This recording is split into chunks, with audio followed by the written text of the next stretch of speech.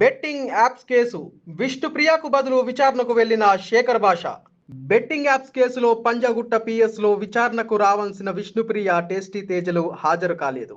వారిద్దరి తరపున ఆర్జే శేఖర్ భాష వెళ్లి 3 రోజుల సమయం కోరగా పోలీసులు అందుకు అంగీకరించారు. కేసుకు మీడియాకు భయపడి వారిద్దరూ విచారణకు రాలేదని అతడు తెలిపాడు.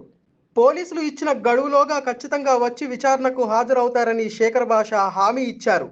బెట్టింగ్ యాప్లను తెలిసి ప్రమోట్ చేసినా తెలియక ప్రమోట్ చేసినా తప్పేనని అతను పేర్కొన్నాడు.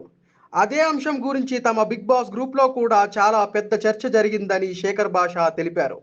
ఆ చర్చల తర్వాత వారితో మాట్లాడి వాళ్ళ తరపున తానే పోలీస్ స్టేషన్కు వచ్చానని అతడు తెలిపాడు. దీంతో త్వరలో విష్ణుప్రియ, టేస్టీ తేజ పంజాగుట్ట పిఎస్ పరిధిలో హాజరు కానున్నట్లుగా అర్థమవుతుంది. ఈ బెట్టింగ్ యాప్ వ్యవహారంపై పోలీసులు మరింత ముందుకు అడుగులు వేస్తున్నారు. ఈ సందర్భంగా పోలీసులు సీరియస్ యాక్షన్ కూడా తీసుకుంటున్నారు. పంజాగుట్ట పిఎస్ లో 11 మందిపై కేసులు నమోదవ్వగా అందులో బిగ్ బాస్ కంటెస్టెంట్లు అయిన విష్ణుప్రియ, టేస్టీ తేజలకు తాజాగా పోలీసులు నోటీసులు పంపారు. ఈ రోజు సాయంత్రం విచారణకు హాజరు కావాలని నోటీసుల్లో పేర్కొన్నారు. మరికొంతమంది పరారీలో ఉన్నారని సమాచారం. పరారీలో ఉన్న వారు తమ మొబైల్ ఫోన్లు స్విచ్ ఆఫ్ చేసినట్లుగా పోలీసులు చెబుతున్నారు. చూడాలి మరి ఏం జరుగుతుందో.